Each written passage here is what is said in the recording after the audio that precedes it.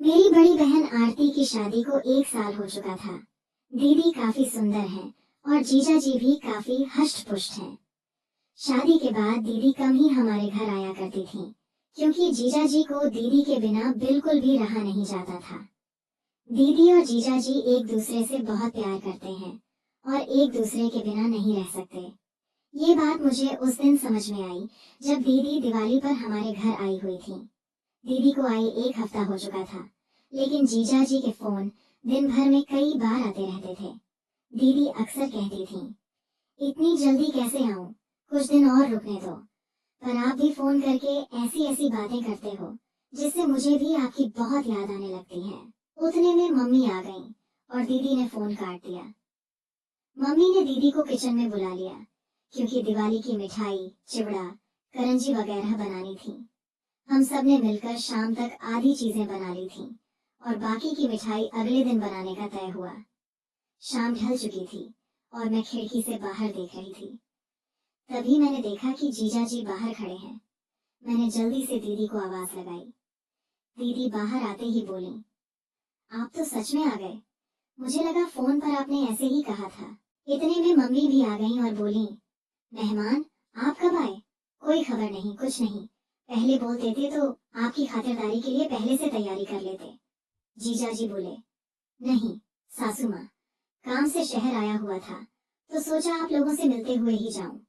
Mummy ने कहा, जाने की बात अभी से मत कीजिए। अभी आए हैं तो खाना पीना खाकर आराम करके सुबह जाना।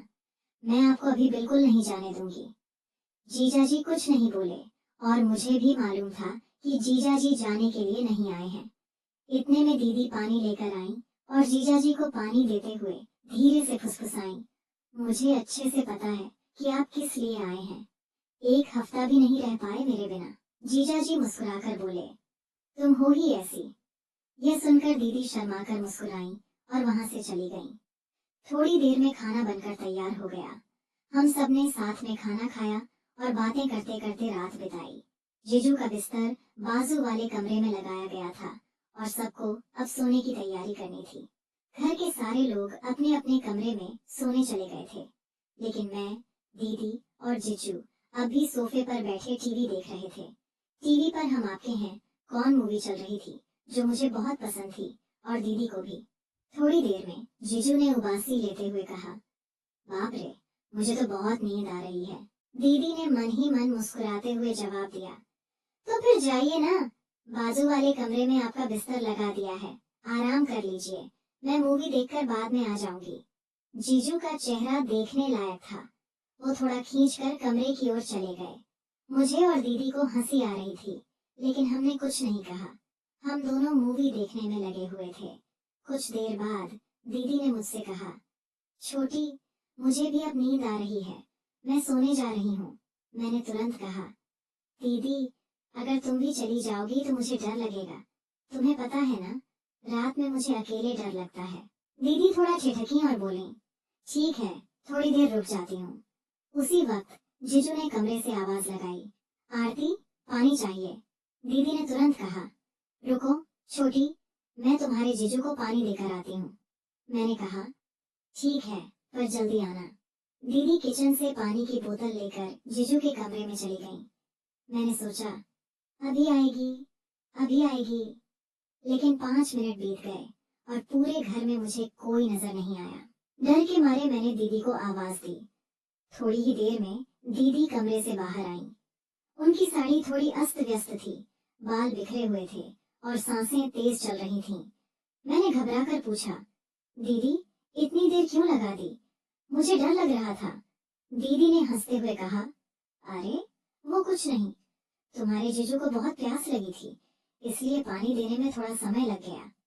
इतने में जीजू कमरे से बाहर आए और बोले, अरे, मेरे फोन की बैटरी खत्म होने वाली है, क्या तुम मेरे लिए चार्जर ला दोगी? दीदी ने जवाब दिया, ठीक है, देखती हूँ, आप यहीं रुकिए।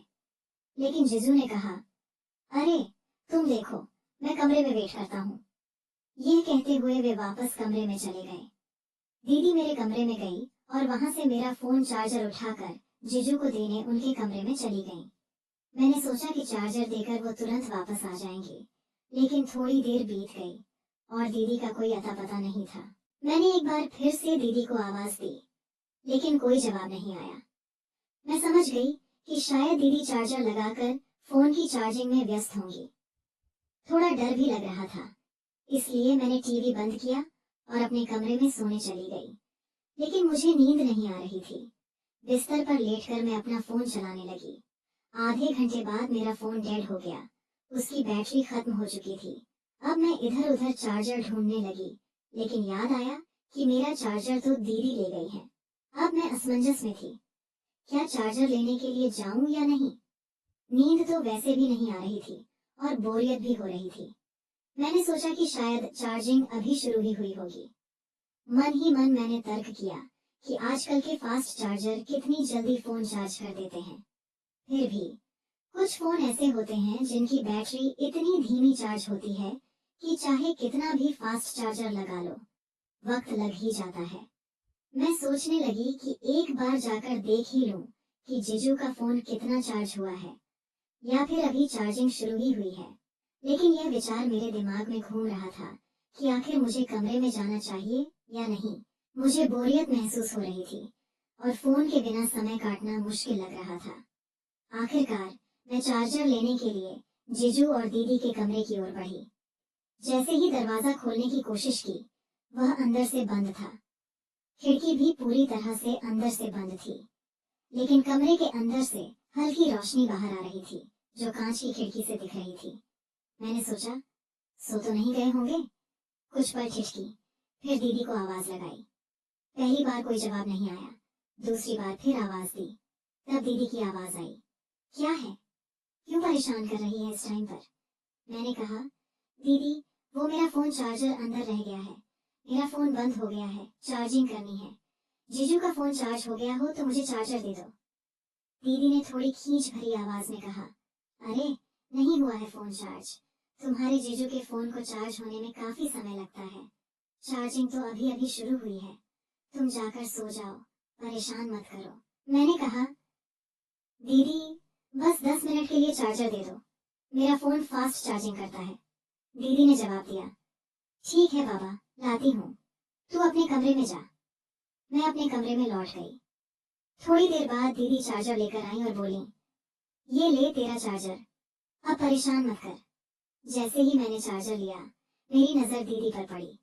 मैंने हैरानी से पूछा, दीदी आपने ये क्या पहना है? ये तो जीजू का शर्ट है, आप तो साड़ी में थी ना? दीदी ने झेंपते हुए कहा, चुप बैठ, मैं जा रही हूँ। यह कहकर दीदी वापस कमरे में चली गई। मैंने चार्जर से अपना फोन चार्ज करना शुरू कर दिया। सिर्फ 15 मिनट में मेरे फोन की काफी बैटरी चार्ज हो गई थी। मैंने सोचा, चलो अब चार्जर वापस दे आती हूँ। अगर दीदी सो भी रही होंगी तो मैं खुद जीजू का फोन चार्जिंग पर लगा दूंगी। मैं चार्जर लेकर दीदी और जीजू के कमरे की ओर गई। इस बार दरवाजा थोड़ा सा खुला हुआ था, शायद दीदी जल्दी में बंद करना भूल गई होंगी। जैसे ही मैंने दरवाजा खोला और अंदर कदम रखा, मेरे सामने ऐसा नजारा था जो मैंने अपनी जिंदगी में कभी नहीं देखा था। मेरी आंखें फटी की फटी रह गईं। मुझसे ये बहुत बड़ी गलती हो गई थी। मुझे अंदर आने से पहले आवाज देनी चाहिए थी। मैं ये कैसे भूल सकती थी कि यह शादीशुदा जोड़ा है।